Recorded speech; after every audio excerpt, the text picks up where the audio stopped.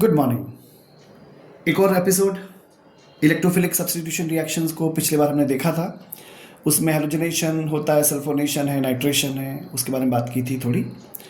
और अब आज की जो कहानी है वो स्पेसिफिक रिएक्शंस पर बेस्ड है।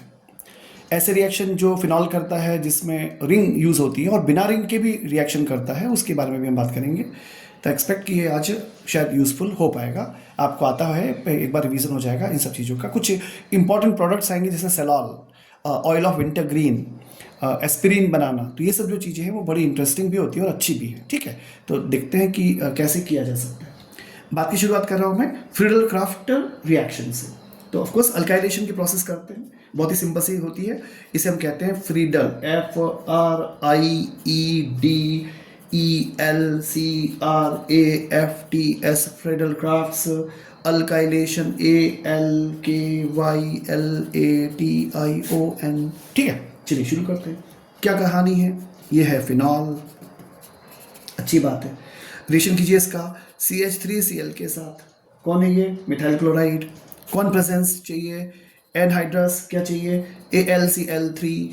ठीक है, इसे हम आमतौर पर लिखते हैं फ्रीडल क्राफ्ट अल्काइलेशन, ऐसा लिख देते हैं, है ना। अब इसके आगे क्या होगा? कुछ नहीं सर, बिल्कुल सिंपल सी कहानी है। ये OH है, इसका कुछ नहीं बिगड़ेगा। ऑर्थो पैरा पोजीशन पे होता है खेल, तो मेजर प्रोडक्ट क्या बनता है? Of course para. तो क्या बनेगा? पैरा पोजीशन पे क्या होगा? ये यहाँ से H और ये Cl गायब हो जाएगा, यहाँ आ जाएगा CH3। इसे क्या बोलते हैं? इसे बोलते हैं पैराक्रिसॉल। इसका नाम क्या है? पैराक्रिसॉल। पता है आपको पहले से? इसे बोलते हैं 4 मिथाइल फिनॉल है। ये मेजर बनता है। और माइनर क्या बनता है? ऑफकोर्स ऑर्थो डेरिवेटिव यानी कि CH3। इसे क्या बोलते हैं? ऑर्थोक्रिसॉल, या फिर ऑफकोर्स 2 मिथाइल फिनॉल बोल सकते हैं। ये माइनर होता है और ये मेजर होता है। ठीक है, ये मेजर है, ये माइनर है। ये कहानी हो गई। अच्छा, ध्यान दीजिएगा कि जो अल्काइल फिनॉल्स बने हैं, इनको कॉमनली बोला जाता है अल्काइल फिनॉल्स। इनकी यील्ड कम होती है, इनकी यील्ड कम होती है। क्यों ऐसा होता है? क्योंकि AlCl3 क्या हो जाता है ना, बहुत AlCl3 coordinates with the oxygen atom. ध्यान दीजिएगा, AlCl3 coordinates with the oxygen atom, इसलिए इसकी यील्ड कम होती है। देखो क्या होता है, जो साइड बाई क्वेश्चंस होते हैं ना वो अच्छे होते हैं। वो जो कंसेप्चुअल क्वेश्चंस होते हैं वो कई बार असर्शन रीजनिंग में या स्टेटमेंट्स में पूछे जाते हैं, इसलिए इन पर नजर रखना जरूरी है। ये इनको हमने क्या कह दिया? इनको भी हमने कह दिया कि अल्काइल फिनॉल्स है हमारे पास, है कि नहीं। और ये जो अल्काइल फिनॉल्स होते हैं, ये कहा गया कि भाई इनकी यील्ड कम होती है। काहे कम होती है? क्योंकि जनरली कम होती है, इसलिए कम होती है क्योंकि AlCl3 कोऑर्डिनेट करता है ऑक्सीजन एटम के साथ में। ठीक है, इस कारण से इसकी रिएक्टिविटी कम हो जाती है। चलिए आगे कपलिंग रिएक्शन करते हैं। अगली रिएक्शन कपलिंग रिएक्शन, जिसमें आप एजो डाई बनाओगे। It's colourful, it's orange. Now see how.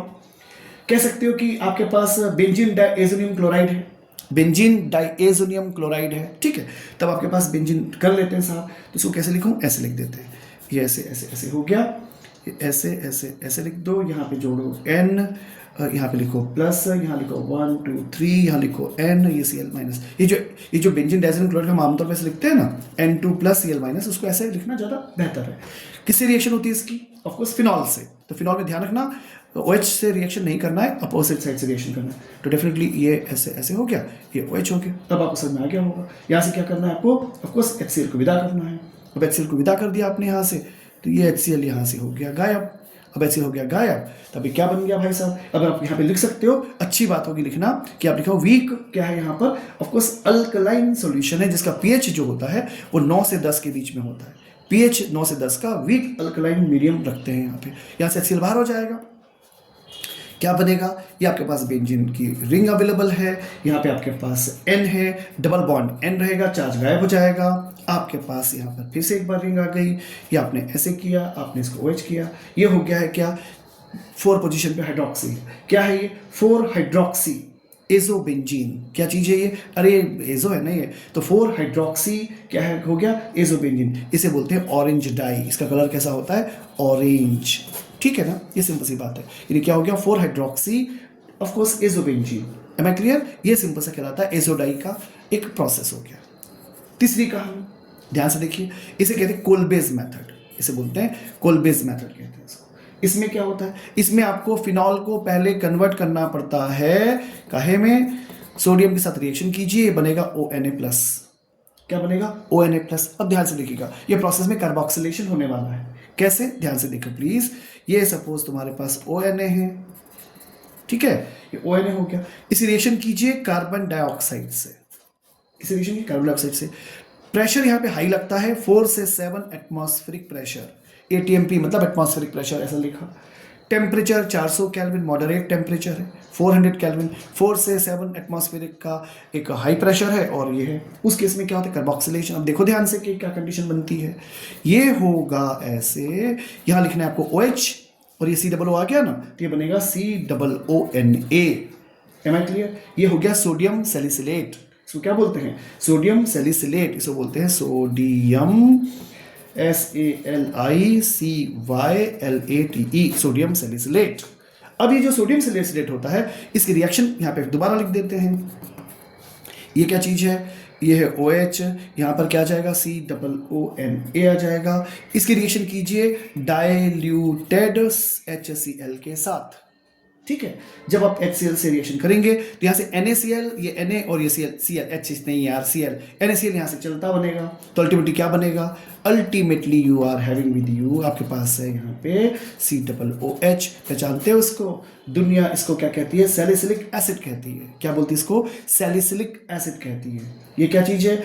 ये है 2 हाइड्रोक्सी बेंजोइक एसिड। ये क्या है? अरे 1 पोजीशन पे तो ये आएगा ना, ये तो बॉस है, तो ये 2 पे आ गया, तो 2 हाइड्रोक्सी बेंजोइक एसिड, इसे बोलते हैं क्या? सैलिसिलिक एसिड कहते हैं। ये बनता है as a major product.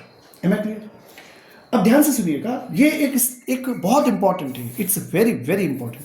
Important इसलिए नहीं कि एग्जामिनेशन के लिए, एक्चुअली ये बहुत इंपॉर्टेंट इसलिए है क्योंकि ये स्टार्टिंग मटेरियल है।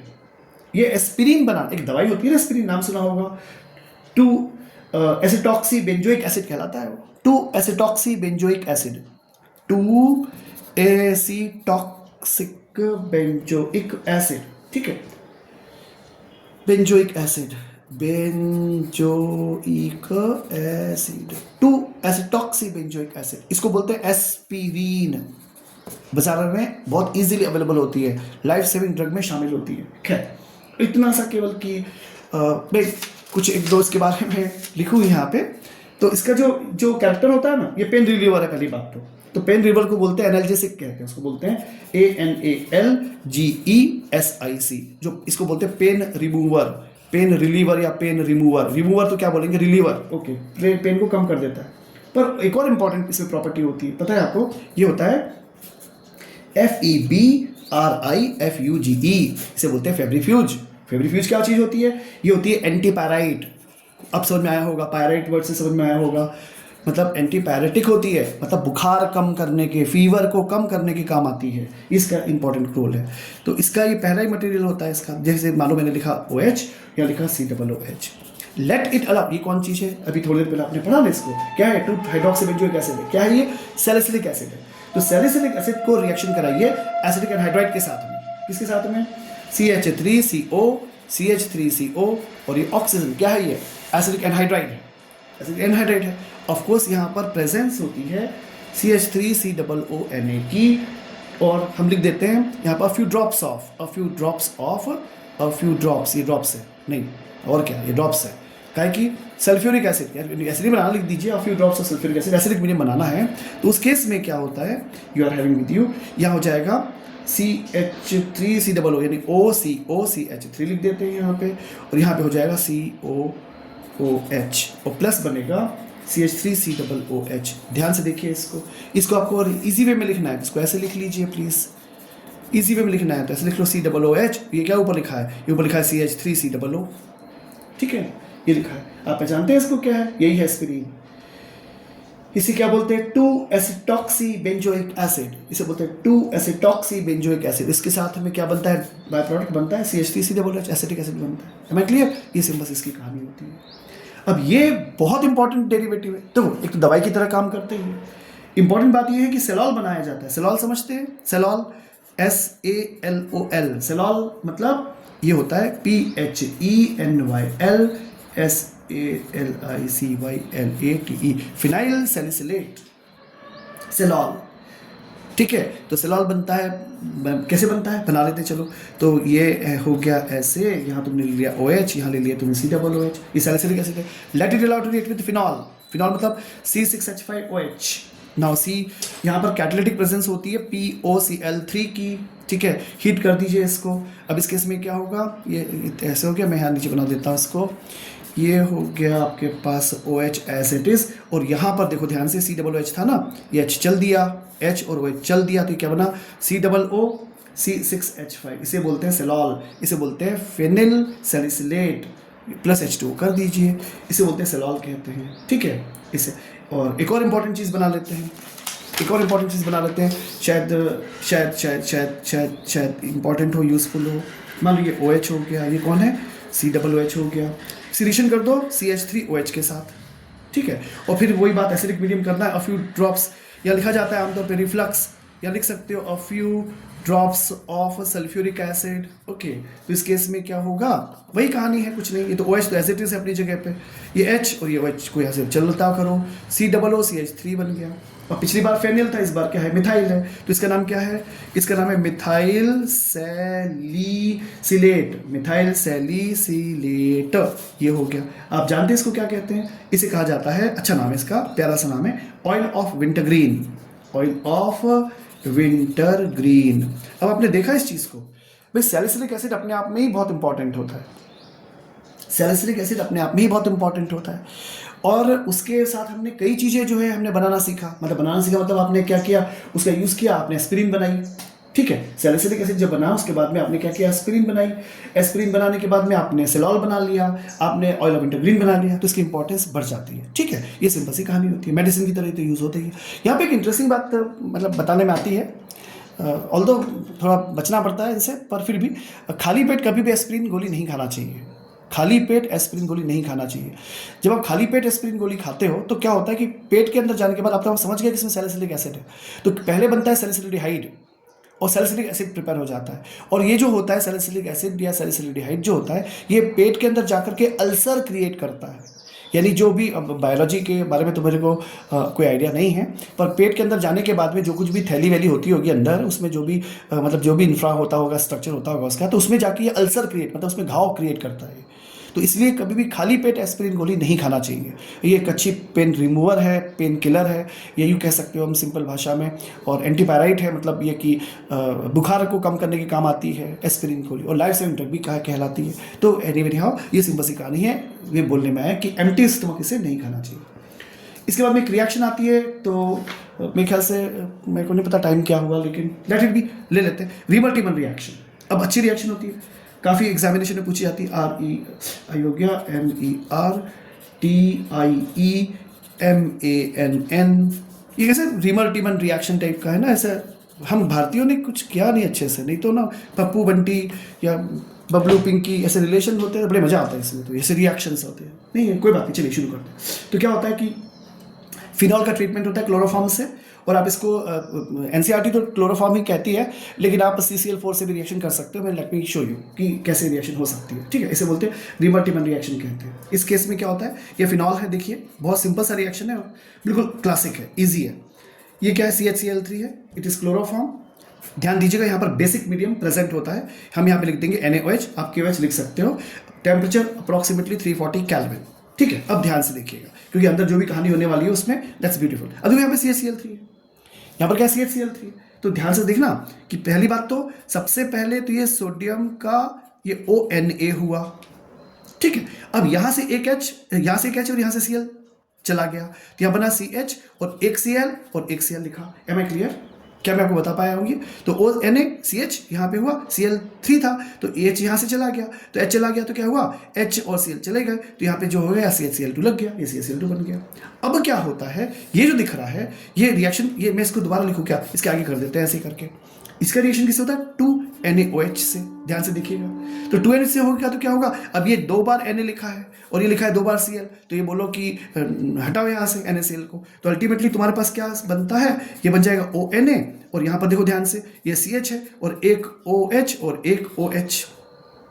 अब जब 2 बार OH है तो क्या है, अच्छा नहीं लग रहा ना, तो क्या करो, एक H और एक OH को चलता करो, तो देखो ना तुम्हें क्या बन गया, तुम्हारे पास ये बन गया है, ऊपर तो लिखा है ONA और यहाँ बन गया है CHO, क्या बन गया, CHO बन गया। अब इसकी रिएक्शन कर दो किससे, डाइल्यूटेड HCl से रिएक्शन कर दो, तो डाइल्यूटेड HCl से रिएक्शन करोगे तो क्या होगा, ये हो जाएगा OH और ये हो जाएगा क्या, C, HO, am I clear? ये OH, अरे भाई ONA था तो OH बन जाएगा। ये क्या चीज़ हो गई? ऐसे हो गया। क्या चीज़ है भाई साहब? ये क्या बन गया? ये बन गया है सैलिसिलिडिहाइड। क्या बन गया है? सैलिसिलिडिहाइड, 2 हाइड्रोक्सी बेंजल्डिहाइड। क्या चीज़ है ये? 2 हाइड्रोक्सी बेंजल्डिहाइड। इसे हम क्या बोलते हैं? सैलिसिलिडिहाइड बोलते हैं। Am I clear? ये सिंपल सी कहानी। और ध्यान देना, स्मॉल अमाउंट ऑफ पैरा भी बनता है। लिख सकते हैं शायद साइड में कि small amount of para product is also obtained. अच्छा, पर ये रिएक्शन ऐसी होती है, हमेशा जरूरी नहीं है। बस मुझे ये रिएक्शन आमतौर पे बुक्स में दी रहती है। एक रिएक्शन और भी हो सकती है बिल्कुल इसी पैटर्न पर एक रिएक्शन और हो सकती है। देखते हैं कैसे। जैसे आपने कहा कि आपने यूज किया OH, correct. Don't take CHCl3, take CCl4। Again the same conditions. इन्हें आपको कहने का है NaOH और आपको कहने का है 340 केल्विन। उस केस में क्या होगा? Please follow the same process. याद होगा, ONA कर दीजिए, कर दिया, और इस पोजीशन से एक H निकाला, यहां से Cl चला गया, तो क्या बन जाएगा? CCl3। तो मैं इसको ऐसे लिख देता हूं, C, 1 Cl, 2 Cl, 3 Cl। Am I clear? अब समझ में आ गया होगा। मुझे यहाँ पे लिखना है 3 बार NaOH। जब 3 बार NaOH लिखेंगे तो क्या लिखेंगे? ये 3 बार Na है, तो 3 बार Cl से बोलो जाओ, तो अल्टीमेटली क्या हो जाएगा? ये हो जाएगा ONA यहाँ पर, और यहाँ पर क्या हो जाएगा? एक C है, और एक OH, 2 OH और 3 OH। M I clear? अब इसमें से क्या होगा? HOH फिर बाहर करो, किडनी में पानी, तो अल्टीमेटली क्या हुआ? अब तुम्हारे पास क्या बन गया? ONA। Am I clear? अभी ONA बन गया, और देखो यहाँ पे क्या है? यहाँ पे C, और देखो फिर से ध्यान से, ये HOH तो चला गया, क्या बन जाएगा? ओइक, मतलब ये बन जाएगा COOH बन जाएगा। अब फाइनली क्या करोगे? तुम्हें पता है, डाइल्यूटेड HCl ले लोगे, तो डाइल्यूटेड HCl लेने से क्या हो जाएगा? ये हो जाएगा OH, और ये बन जाएगा COOH। क्या बन गया ये? क्या बन गया ये बन गया सैलिसिलिक एसिड। यानी हमेशा सैलिसिलिडिहाइड बनता है ऐसा नहीं है। CHCl3 लोगे तो मतलब कंक्लूजन क्या निकला कि अगर आप फिनॉल का रिएक्शन करोगे क्लोरोफॉर्म से, CHCl3 से, तो मिलेगा तुम्हें सैलिसिलिडिहाइड। पर फिनॉल का रिएक्शन करोगे तुम अगर CCl4 से, तो क्वेश्चन यही है कि अगर CCl4 ले लिया तो प्रोडक्ट एल्डिहाइड नहीं बनता, फिर क्या बनता है? कार्बोक्सी, यानी आपको सैलिसिलिक एसिड मिल जाता है। आई होप आपको ये समझ में आया होगा। और आपको फिर लास्ट में बताना है यहाँ पर भी कि small amount of parahydroxy benzoic acid also formed.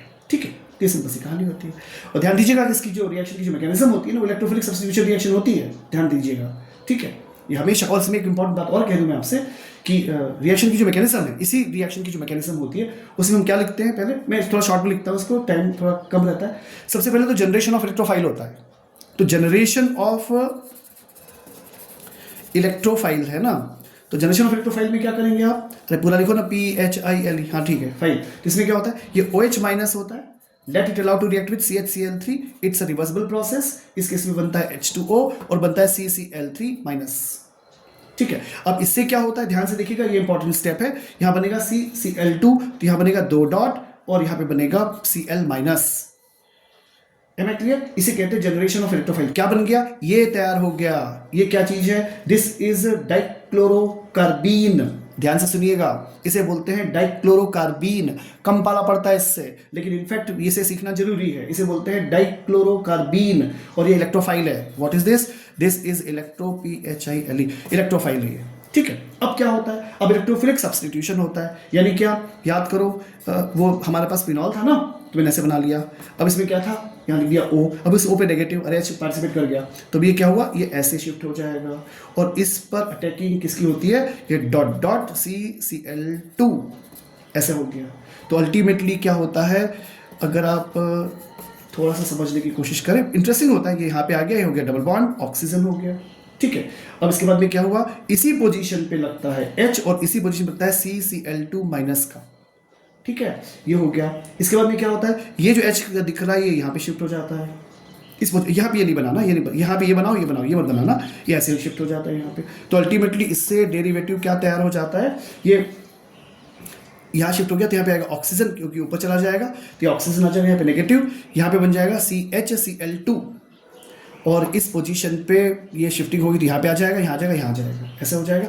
अब इससे रिएक्शन करोगे वो NaOH वाला, तो इसके आगे की प्रोसेस आपको पता है कि इसमें आगे O माइनस बनता है, और इस पोजीशन पे CHO।